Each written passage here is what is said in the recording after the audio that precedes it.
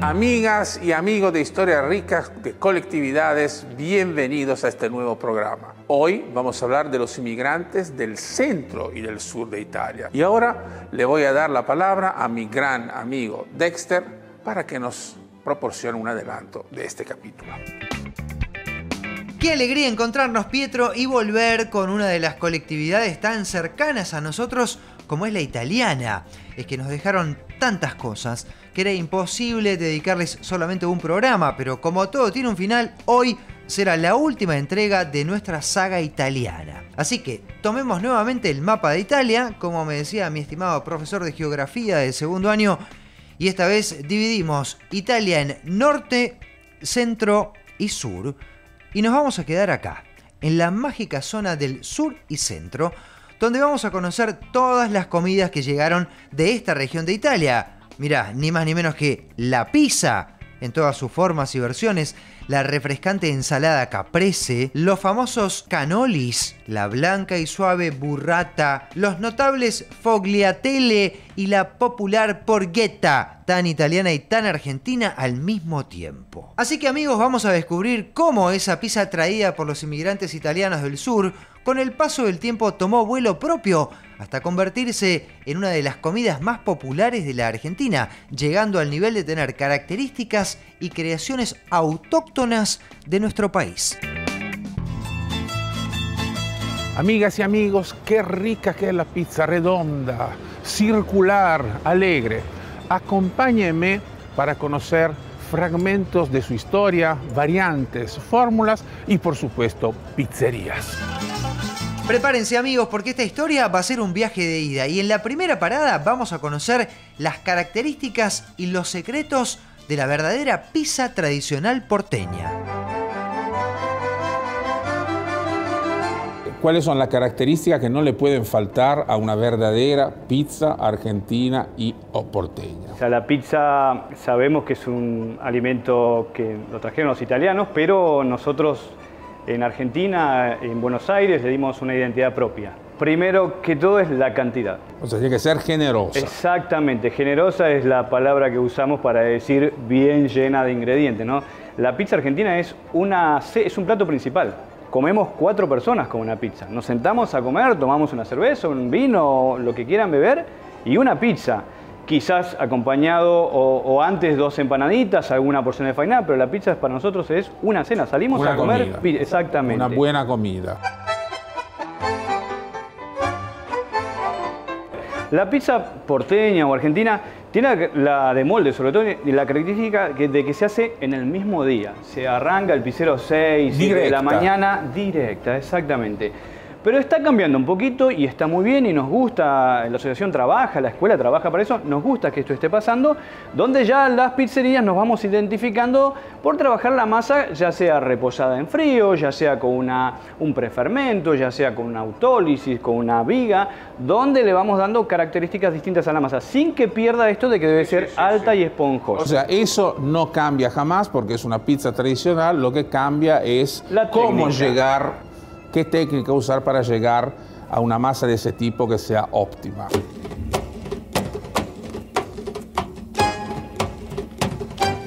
Si te ve un pizzaiolo italiano poniendo esa cantidad de queso, se desmaya. Me mata, me manda a matar seguramente. Lista. Esta, así como está, se levanta con la pala o bien se arma sobre la pala, depende de la pizzería, ¿sí? Nosotros tenemos acá esta pala de aluminio muy cómoda, donde apenas vamos a levantar y llevar. Fabuloso. Acá tenemos ya la de molde, que hicimos marcamos la prepisa, y esta para hacer la de cancha, ¿sí? Ah, muy bien. Solo salsa de tomate. Se llama de cancha porque se comía fría, sí, cortada en porciones en los estadios, ¿no? Hay un proyecto que esperamos llevarlo adelante de certificar la pizza argentina.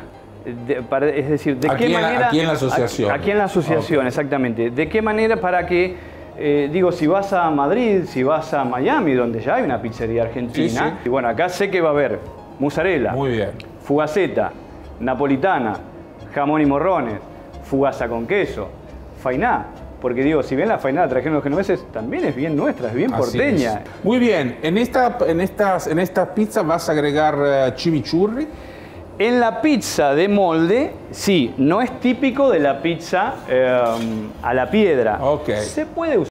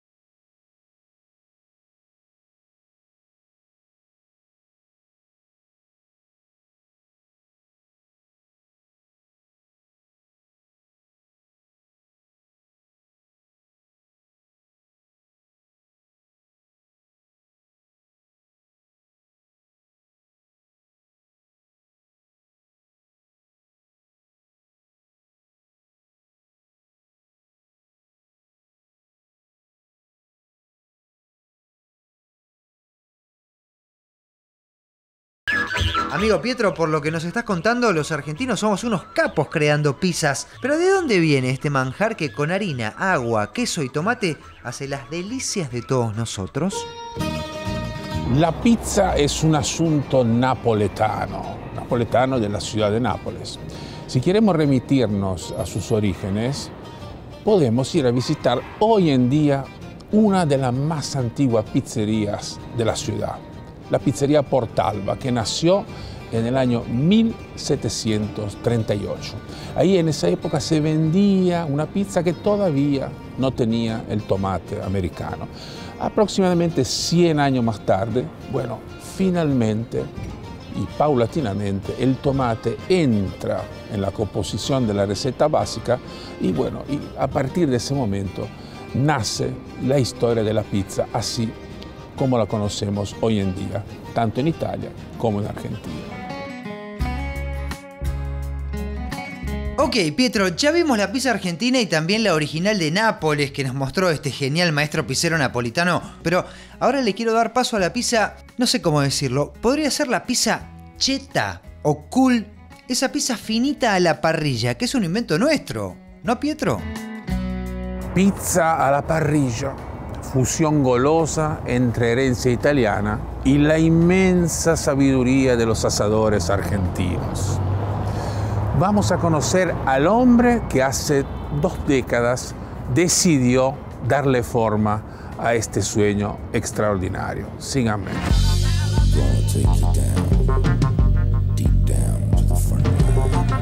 Bueno, la pizza porteña es una pizza de abundancia. Los inmigrantes venían de la guerra, de pasar hambre, de no tener productos, y los gallegos vieron rápidamente el negocio y se instalaron por la calle Corrientes y por el centro. Se abrieron muchas pizzerías de españoles con el concepto este de genovés. Y la mía es es lo menos italiano de las pizzas, porque hago pizzas con lo que me den ganas. Hago pizza con kimchi, hago pizza con morcilla, hago pizza con... Siempre poquito y sutil, ¿no? Creo en el equilibrio en las pizzas, ¿sí? ¿Escuché bien? Pizza con kimchi coreano, pizza con morcilla. Amo este país, loco. Sigamos. Yo empecé a hacer pizza a la parrilla cuando ya hacía pizza a la piedra, primero en otro, trabajando, ¿no? Yo vengo del mundo de la moda, hacía ropa y trabajaba de modelo, etc. Me quedé sin laburo y empecé a ayudar a un amigo que tenía una pizzería a la piedra tradicional. Y desarrollé la mía, que es más finita y con todo muy rayadito y muy sutil, y empecé a hacer en casa para recibir gente mientras trabajaba en esa pizzería, 1 año o 2. Lo que yo vi sobre todo es que eran 2 pasiones argentinas absolutas, o sea, la parrilla, el fuego y la pizza. La gente me decía siempre que le encantaba el toque ahumado, que le encantaba la crocancia. Es una pizza muy crocante, muy finita. Sigue evolucionando mi pizza todo el tiempo en base a lo que los productos que conozco, o las diferentes técnicas que las aplico a mi pizza, que sí, para mí es una pizza sin lugar a dudas. Algunos pueden decir que no. Para mí es una pizza finita, crocante y ya es un clásico. Aparte, la pizza a la parrilla se instaló como un clásico de pizza argentina indiscutible.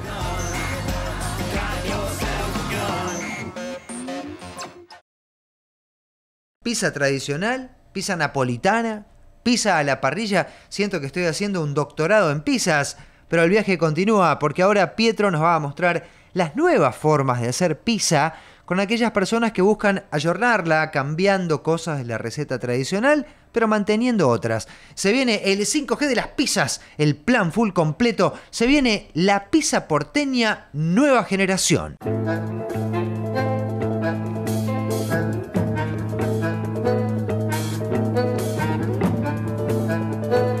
Me gustaría hablar con vos de lo que están haciendo acá, que es esa revitalización, renovación de la clásica pizza porteña llevada hacia una instancia más contemporánea sin perder su alma, su historia, su esencia. Sí, ese es un poco el punto. Nosotros trabajamos con Martín, sobre todo mi socio y gran amigo, en esta idea de poder hacer una pizza porteña con una actualización de la calidad de los ingredientes, de la forma de elaborarla, pero manteniendo ese espíritu y esa esencia. Y lo que tenemos acá es un poco el ejemplo de eso, trabajar con producto estacional, trabajar con harinas orgánicas, fermentación más lenta, pero el resultado sigue siendo una pizza media masa, cargada en queso, como es la tradicional pizza porteña, y con el gusto un poco nuestro de esa pizza más golosa, más glotona, pero que al trabajar con productos también estacionales, nos permite aplicar lógicas de la alta gastronomía y que se utilizan en los mejores restaurantes del mundo, aplicadas a un producto tan cotidiano y tan nuestro como es la pizza de venida porteña. ¿Y cómo reaccionó el público frente a esto? El público reacciona maravillosamente bien porque encuentra esa misma identidad y esa fibra que le gusta, digamos, ¿no? No nos gusta la idea esa que muchas veces pasa con la gastronomía y ahora le vamos a explicar al cliente cómo es la pizza. No, la pizza es lo que cada uno de nosotros tiene en la cabeza. Y pasa con el café o pasa con el vino, con un montón de productos. Pero la fascinación que produce encontrar un producto estacional o cuando le podés contar a una persona, un cliente, un vecino que utilizás hongos porque es el otoño, es el mejor momento que vas a encontrar los hongos y se pueden poner una pizza tranquilamente, se produce algo maravilloso.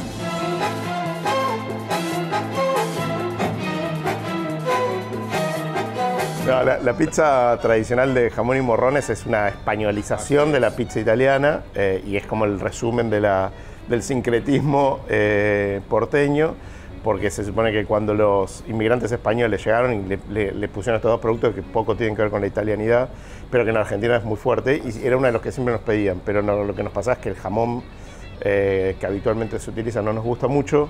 Entonces trabajamos con lomito ahumado de una muy buena producción y hacemos nosotros nuestros morrones asados. Entonces en esencia es la clásica jamón y morrones, pero todo con una vuelta de tuerca y un plus de calidad. Yo quiero aprovechar de esto antes de degustar. Esto es el tema.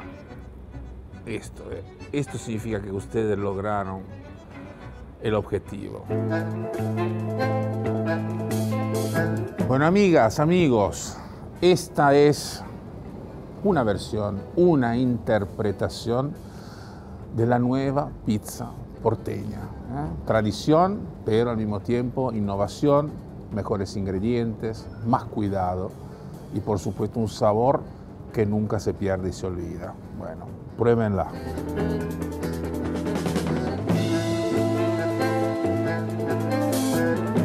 ¿Vieron cuántas pizzas? Está en todos lados, en los barrios, en las avenidas, en las callecitas. Bueno, lo importante es que esté siempre con nosotros. Bueno, esta es otra gran herencia de la historia de nuestro país y de nuestra ciudad. Bueno, de los creadores del colectivo Las Huellas Dactilares y la Virome llega la pizza a la parrilla. Así que con mucho orgullo vamos a sumar una estrella más al medallero de inventos argentinos. Y ahora, para seguir aprendiendo sobre la historia de la inmigración italiana de la región del sur, Pietro y su amigo historiador ya están listos en el búnker para contarnos cuándo y por qué vinieron. Diego, hablamos en dos programas de la inmigración italiana, pero del norte.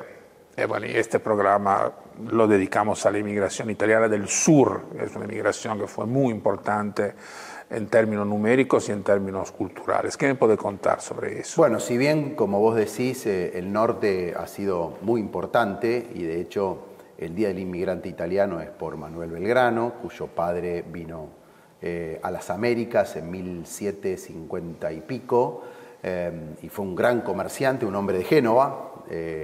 Y también recordemos que el primer inmigrante registrado de lo que es hoy la Argentina es Ligur, es de la Liguria.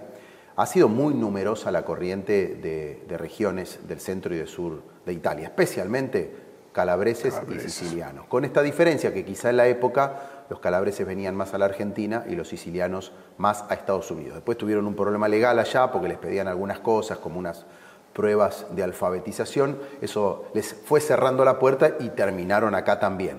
Pero Basilicata, Campania, Sicilia, Calabria, también inmigrantes, corrientes inmigratorias muy importantes para la historia argentina. O sea que Estados Unidos cerró sus puertas y Argentina abrió las suyas. Como siempre, Argentina ha sido muy abierta para la inmigración. Primero porque en su momento necesitábamos mano de obra. Gobernar es poblar.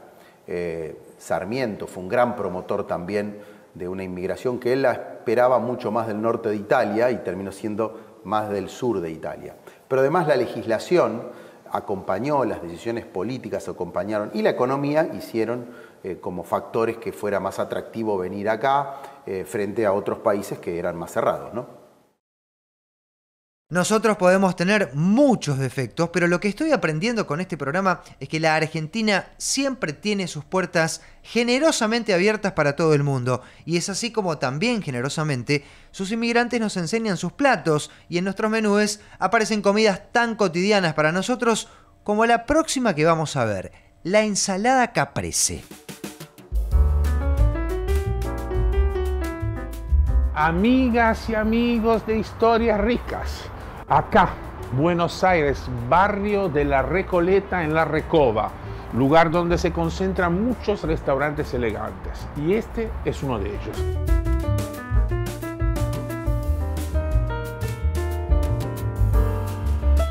Caro Felice, che piacere vederti. Ma il piacere è tutto mio, carissimo, come stai? Bene, sto bene. Sicuramente sei venuto a assaggiare la mia pasta. Vine a comer algo, tenía ganas de comer italiano y entonces estoy seguro que acá voy a comer una buena ensalada caprese, seguro, una pasta, por supuesto, certamente. Y quizás alguna sorpresa que me vas a preparar acá en el momento. Seguramente che sì.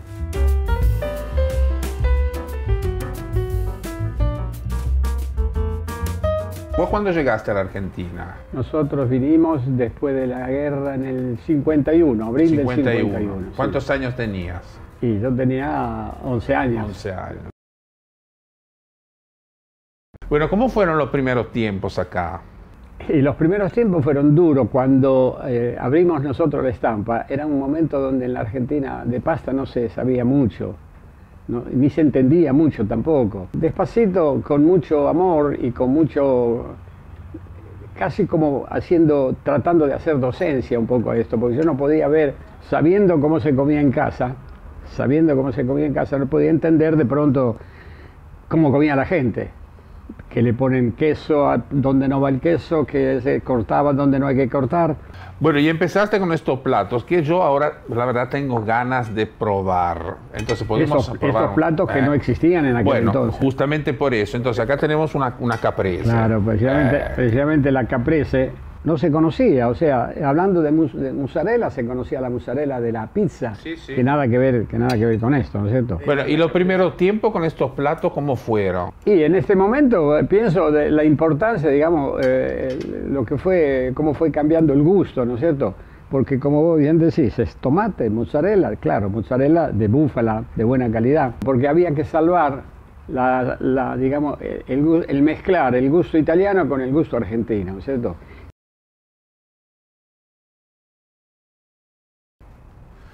No è lo mismo comer linguine che spaghetti. Io preferisco le linguine perché è un'altra cosa.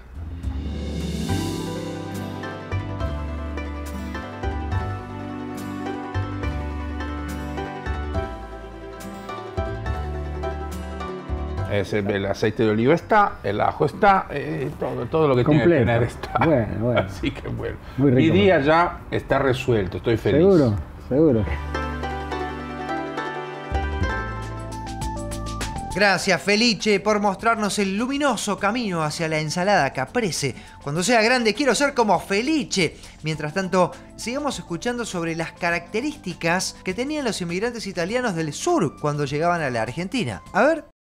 Diego, ¿qué características tuvo la inmigración del sur de Italia acá en Argentina? Bueno, como hemos dicho, en la primera corriente son más calabreses que sicilianos, después esto se va equilibrando. Entre 1890 y 1930 el mayor aporte, vienen a zonas donde hay población, vienen a laburar, entonces van a las zonas de mayor aglomeración social, como la capital, lo que hoy es el conurbano, zonas de Mendoza, de Santa Fe, de Entre Ríos, y ahí, bueno, ponen su empuje y sus ganas de salir adelante. Diego, ¿y dónde trabajaban? ¿Qué sabían hacer? Bueno, en general eran varones, tenían una condición de analfabetismo, venían desde ya a hacerse de abajo con sus dialectos, ¿no? Y con una cultura muy acotada, incluso en lo gastronómico. Tenían una dieta, estimo, muy basada en harinas. Muy pobre, ¿no? sí. Muy pobre de alguna manera. Y como dijimos, se asientan en los lugares de mayor concentración poblacional. Por ejemplo, en San Isidro hay una ciudad, una localidad que se llama La Calabria, que se llamaba antes Villa Acasuso, esto en el conurbano bonaerense.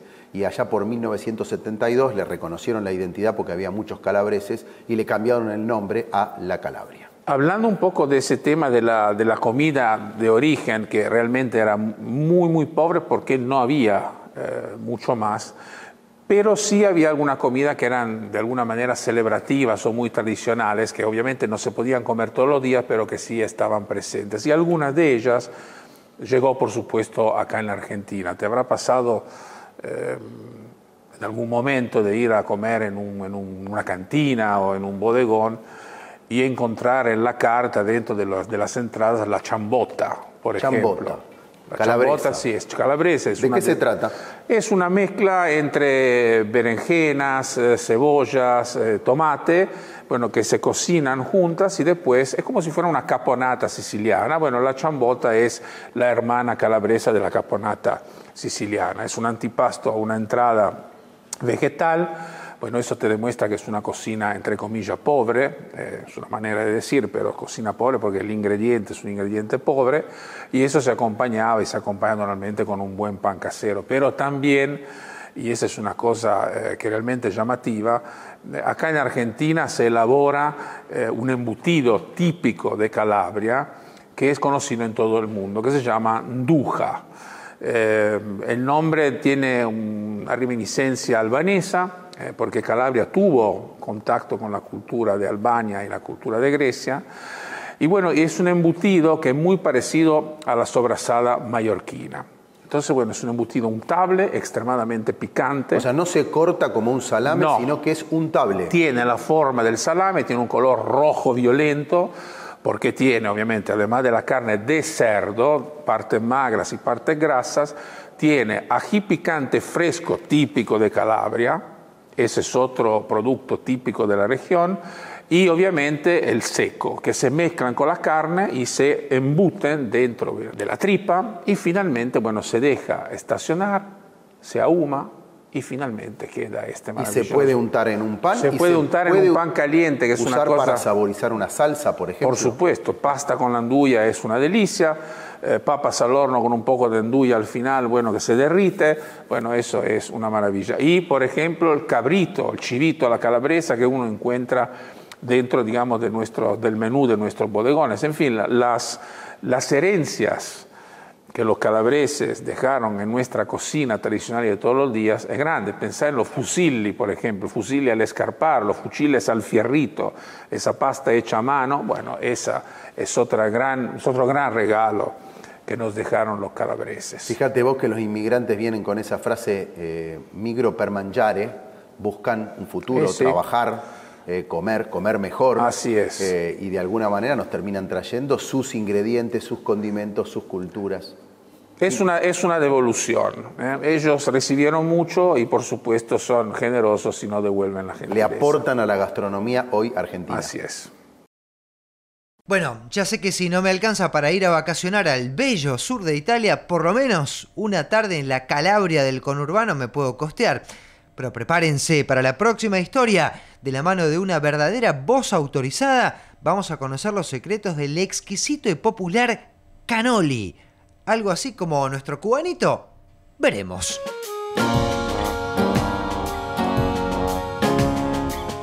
Amigas y amigos de Historias Ricas, tengo el corazón que me late fuerte, fuerte, fuerte. ¿Saben por qué? Porque estoy en un lugar especial, una panadería histórica, una panadería extraordinaria, una panadería que tiene más de 100 años instalada en el corazón de Buenos Aires. ¿Cuáles son sus especialidades? Los cannoli y los sfogliatelle. La panadería es La Pompeya. Síganme.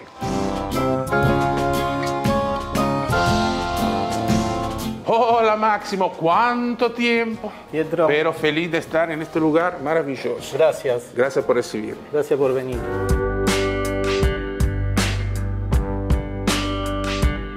Esta es probablemente, porque quizás la memoria me falle, la única o una de las panaderías, una de las pocas panaderías italianas, verdaderamente italianas, que existe en Buenos Aires. Para vos esto es una responsabilidad. Me gusta lo que hago y a los que están acá, que trabajan conmigo, les hago entender eso, que le tiene que gustar. Que tienen que seguir, que tienen que seguir, no perder todo este trabajo sí, que no, se hizo en todos estos años. Es algo es una tradición. Tienen que entender que es una tradición italiana, es una panadería hace muchos años. A veces hay cosas que salen mal porque nosotros seguimos trabajando como en la casa. O sea, por ejemplo, cannoli no hay ningún igual. La sfogliatella lo mismo. Acá yo soy de buscar productos parecidos al italiano hechos acá. Los elaboran artesanalmente. Yo cuando veo esas costras crocantes, hace crack. El cannoli se rellena en el momento. El cliente tiene que comer algo crocante. Y ahora vamos directos al grano porque quiero ver cómo elaboran los cannoli y los sfogliatelle.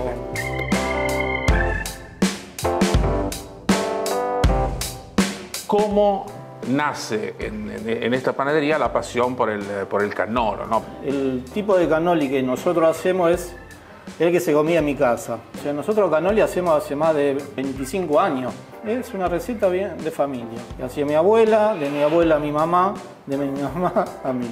Una vez que vos hiciste este trabajo con la masa, o sea que se llama cannolo justamente porque este es un caño. Antiguamente lo freían en cañas. En caña de bambú. Por eso es el nombre de cannolo. Así es. Y una vez que está envuelto, pues el paso siguiente, ¿cuál es? Freírlos. Hay que freírlo. Bueno, vamos a freír los cannoli entonces.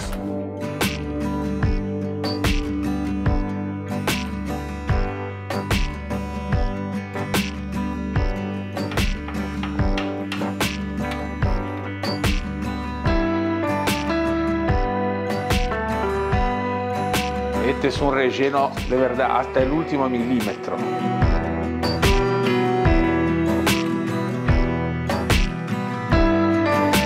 Bueno, amigas y amigos de Historias Ricas, mírenlo, este es un verdadero cannolo de Buenos Aires. Es el cannolo de la panadería La Pompeya. Un cannolo que tiene 100 años de vida. 100 años de historia. Y yo tengo el privilegio de poder probarlo. Salud.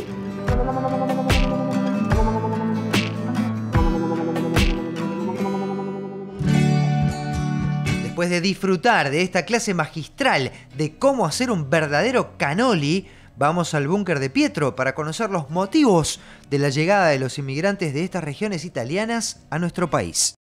Diego, ¿qué motivó la llegada de los inmigrantes sicilianos en Argentina? A fines del siglo XIX hay una crisis agrícola en la zona del sur de Italia, puntualmente en Sicilia, peste que ataca las vides y todo esto modifica la economía local, hace bajar los salarios y genera un incentivo mayor a migrar. Y esto es lo que ocurre, por ejemplo, con los sicilianos, al punto de que con el tiempo hay una diferencia notable, Pietro, en los sueldos entre allá, Sicilia, y la Argentina.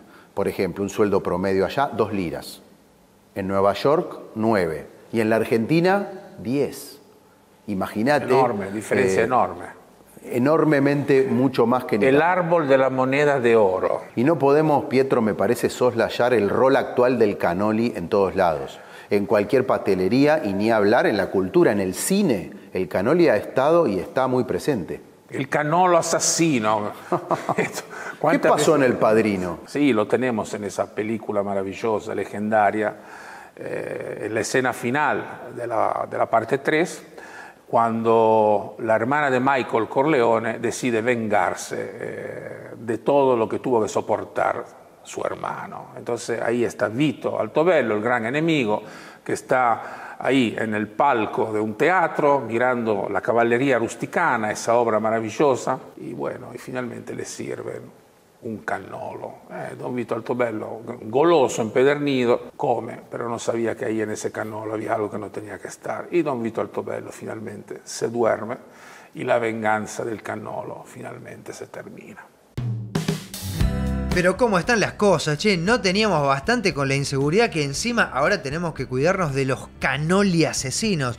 Mamma mía, mientras reviso que el cannoli que me compré en la panadería de la esquina no me ataque por la espalda, vamos a aprender cómo dicen las tías italianas cuando te invitan a comer a su casa. Yo me acuerdo cuando viajábamos a Piemonte, al Lago Maggiore, con mi familia. Y claro, nos quedábamos a comer en la casa de mi familia, allá de mi tía Lala, Osvaldo. Y claro, la consigna era mangia che ti fa bene, cosa que no tiene fin. Entonces, claro, llegó un momento que mi tía Lala seguía ofreciéndonos comida y la manera de hacerlo era, bueno, Flor, o Fiore, o Aldo, o Mario, cualquiera de la familia, voy ancora, ¿no? Como ofreciendo una vez más comida todavía. Amigas y amigos, vamos por la mitad de nuestra travesía gastronómica. Así que a la vuelta del corte los espero para compartir con ustedes más historias ricas, colectividades.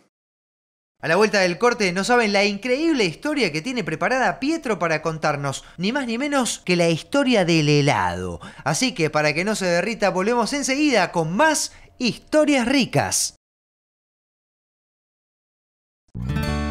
Contener la pared llena de diplomas a veces no alcanza para contener a pacientes llenos de preguntas. OSDE, 50 años, junto a vos, a lo largo de tu vida. Bplay, casino online, 100% argentino. Retira tu premio en 24 horas. Chat en vivo 24/7. Torneos exclusivos. Encendé la pasión con Bplay. Bienvenidos a Chef Gourmet, una empresa dedicada al servicio de viandas empresariales. Chef Gourmet te brinda un servicio personalizado de calidad, exclusividad y excelencia en viandas ricas, frescas y saludables. Bienvenidos a Chef Gourmet. Amigas y amigos, como les prometí, quedan muchas más cosas para descubrir en nuestro viaje. Así que bueno, sigamos con historias ricas, colectividades. Bueno, Diego, me gustaría compartir con vos un poco de historia del helado. Un producto que adoro, un producto que muchos identifican con razón con Italia, que yo identifico mucho con el sur de Italia. Si bien es cierto que el helado pertenece a toda la península italiana, pero yo lo identifico con el sur porque será por el calor que hace ahí, por esa cosa del verano, de la playa, etc. Bueno, es como que le encuentro esa vuelta. Y es lindo saber de dónde viene, cómo nace, qué origen tiene. Y algunos cronistas de los tiempos antiguos afirman que los antiguos romanos bajaban el hielo de la cima del Vesubio en los meses de invierno, conservaban ese hielo con la sal, que es el antiguo método de conservación de la sal, y bueno, y bajaban hasta Pompey, la mítica Pompey, y después preparaban helados primordiales, como el que te voy a preparar ahora. No me digas que lo voy a probar con el método original. Más o menos. Bueno, antes de que existieran las fábricas productoras de hielo, se debía utilizar directamente el hielo natural o la nieve, ¿no? Así es. Entonces, bueno, son los helados primordiales. Si vos lo pensás, este tipo de helado, que en realidad es un granizado, hoy en día se llama granizado y en Italia se llama granita, es el mismo que encontramos en México, es el mismo que encontramos en la India. ¿Por qué? Es simple, porque no tiene tanta historia, no tiene otros ingredientes.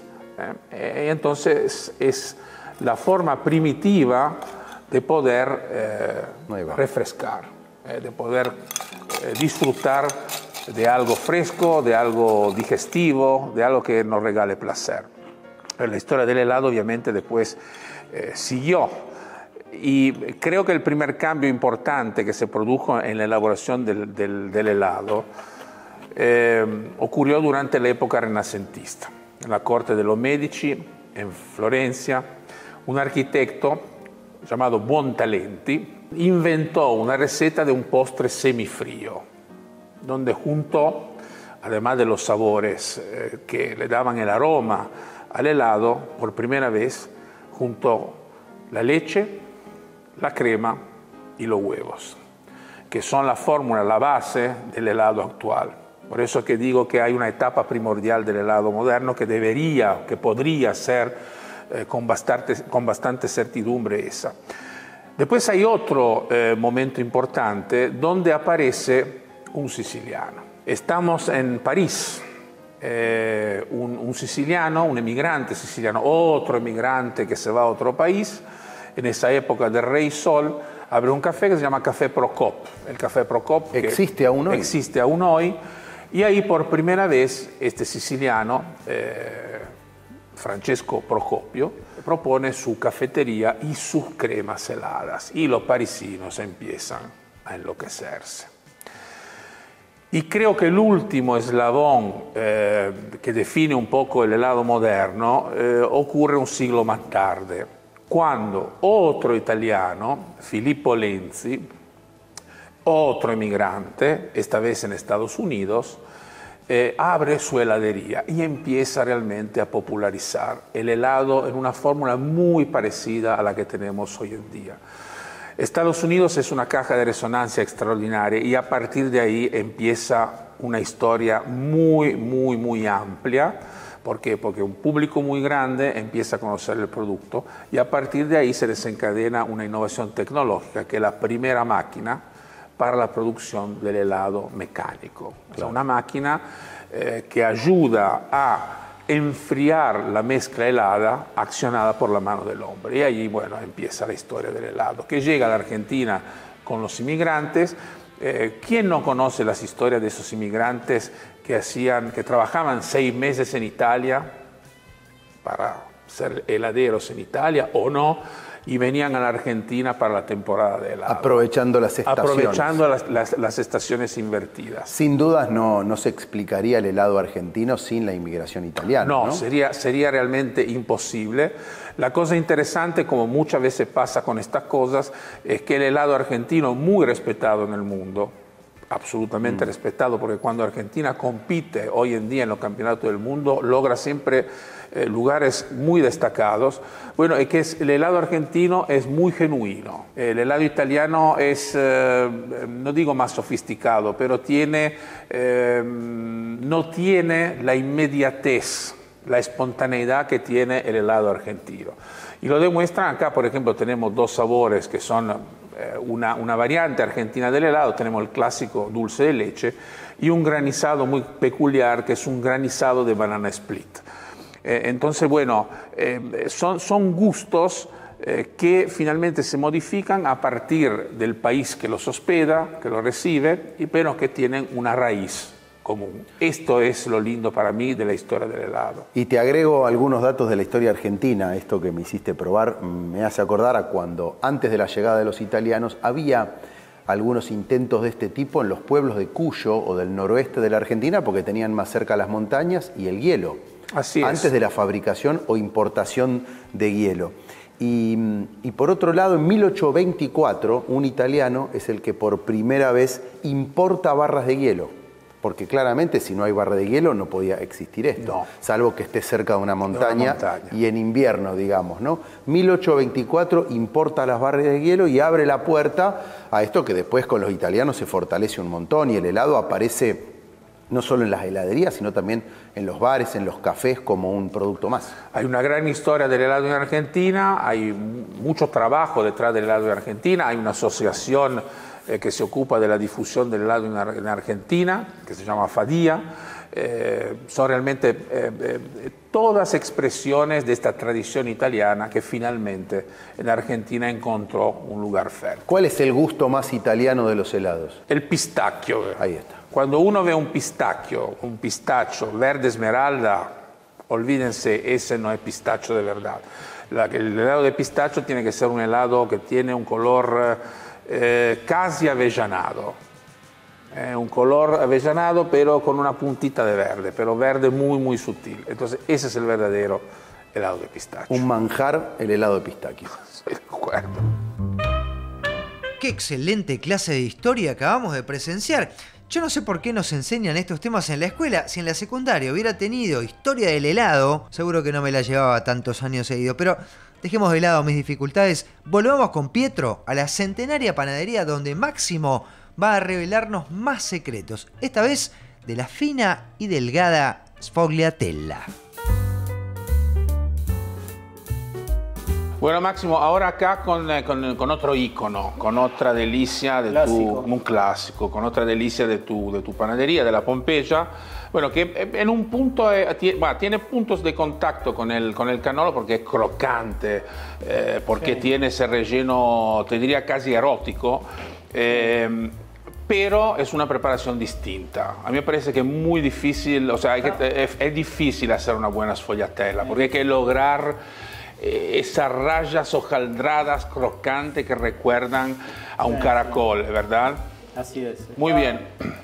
Entre las 7 recetas más difíciles del mundo. Es difícil. Pero también en este caso ustedes lo logran. Bueno, expliquémosle a nuestros amigos, a nuestras amigas, cómo se prepara esto, cómo arranca esta preparación. O sea, se empieza a estirar, se van haciendo una masa muy fina y se va uniendo. El tema es armar esas capas maravillosas. Esto, que están acá, ¿sí? Siempre se va estirando, se va poniendo manteca de cerdo, se va uniendo y hasta formar de este tamaño.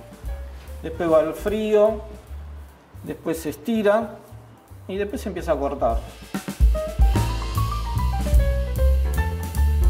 Mostrémoslo acá a nuestros amigos. Esto es lo que se tiene que lograr. Y después finalmente se cortan las tajadas que finalmente se transforman en lo que Máximo nos va a mostrar en breves minutos. Sí. Sería todo un hojaldre. Se va trabajando, se va estirando. Y de a poco el milagro empieza a aparecer.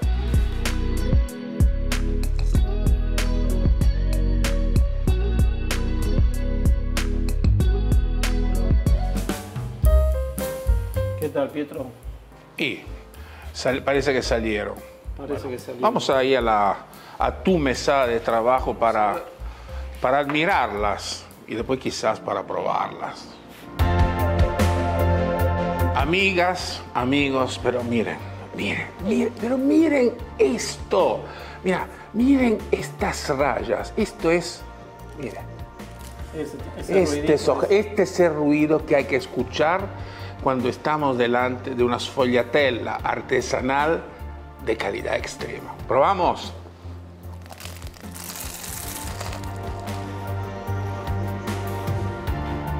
Sin azúcar.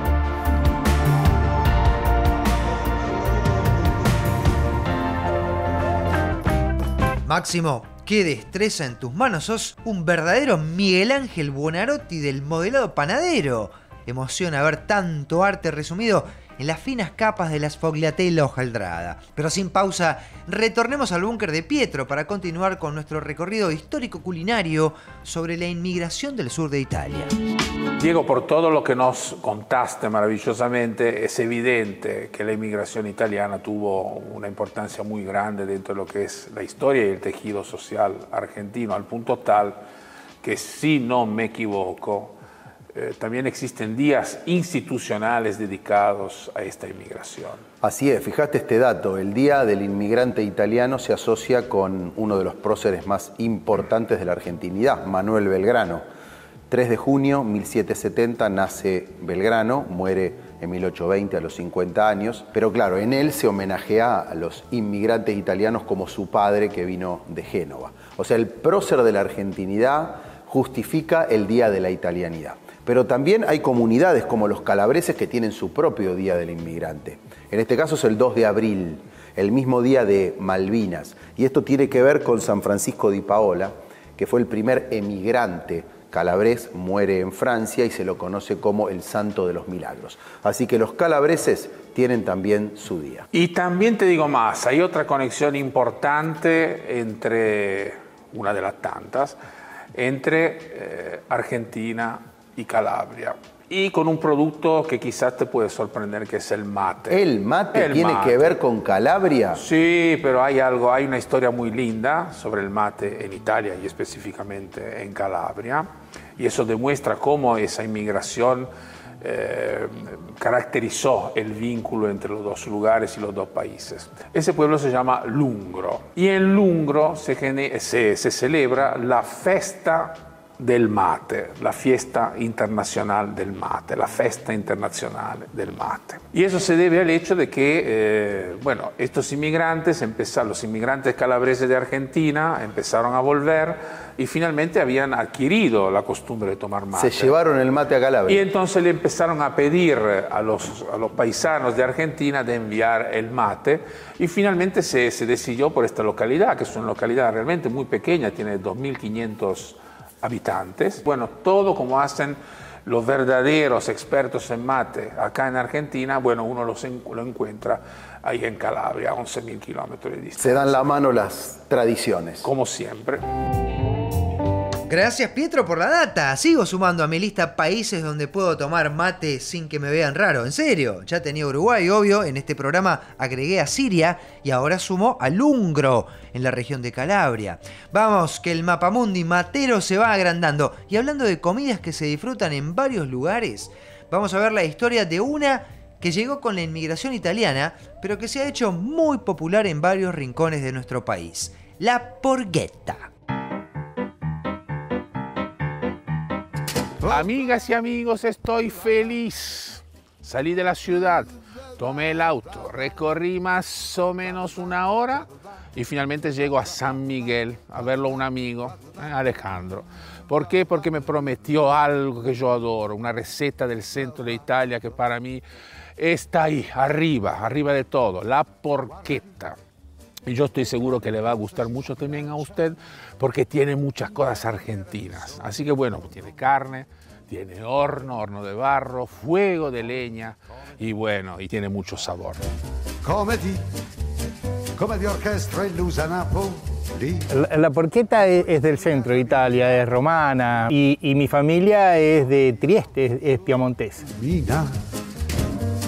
Bueno, ¿cuál es tu punto de arranque? O sea, ¿cómo te gusta, con qué tipo de producto te gusta trabajar? ¿Cuál es el procedimiento? Se deshuesa, se sazona, se rellena, yo lo cozo, hay gente que lo ata, yo prefiero cocerlo. Sí, queda más firme. Queda más firme, queda mucho más firme. Bueno, siempre pegadito al hueso, siempre pegadito al hueso. Cuanto más pegado al hueso, mayor cantidad de producto deja uno. Ese. Junto al cuerito. Come di orchestra che precipita. ¿Cuáles son los condimentos que en tu opinión no pueden faltar? Lo que no puede faltar, nunca puede faltar, es la sal, obviamente. El romero, yo en este caso tengo romerito fresco de acá de la quinta, y semillitas de hinojo. En este caso lo vamos a rellenar con bondiola. Ok. la comédie d'un jour. ¿Cuál es el secreto para la parte que sigue, o sea, la del cierre? Es la del cierre. Hay gente que lo ata, a mí no me gusta, a mí me gusta cocido, como si fuera un matambre. Toque final, manteca pomada, y hace que el color de esto sea dorado, por un lado, y por otro lado, que quede crocante. Ok. Abitando in mezzo al mondo e bevendomi un pascià. Se fue la luz. Espera, claro. De a poquito, Sí, pero es de a normal. poquito. Eso Sí, significa sí. que las horas pasaron, pero sin horas que pasan no hay porqueta. Y no hay porqueta. E già un bel narciso. Ay, ese ruido maravilloso. Amigos, esta es una porqueta de Buenos Aires, una porqueta hecha por un descendiente de inmigrantes italianos vinculados a la región de Piamonte. Así que bueno, cuando puedan, pruébenla porque no se van a arrepentir. Girare le ruote del mondo come essere dentro in Obama. Amigas y amigos, vamos a un pequeño corte comercial y a la vuelta estaremos con ustedes con más historias ricas, colectividades. Bplay, casino online, 100% argentino. Retira tu premio en 24 horas. Chat en vivo 24/7. Torneos exclusivos. Encendé la pasión con Bplay.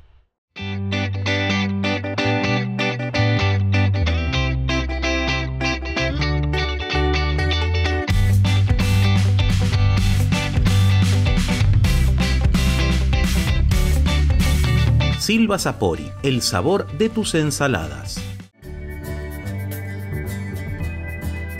Amigas y amigos, qué experiencia formidable la que tuvimos hoy. Quiero vivir otras. Así que los espero la próxima semana con nuevas historias ricas. ¿Qué trilogía te mandaste, querido Pietro? Disfrutamos, conocimos, descubrimos y hasta nos emocionamos con cada una de las historias y los platos que recorrieron el programa de hoy. Arrivederci, Bella Italia, siempre vas a estar en mi corazón. Nos vemos la semana que viene con una nueva entrega de Historias Ricas. Te espero.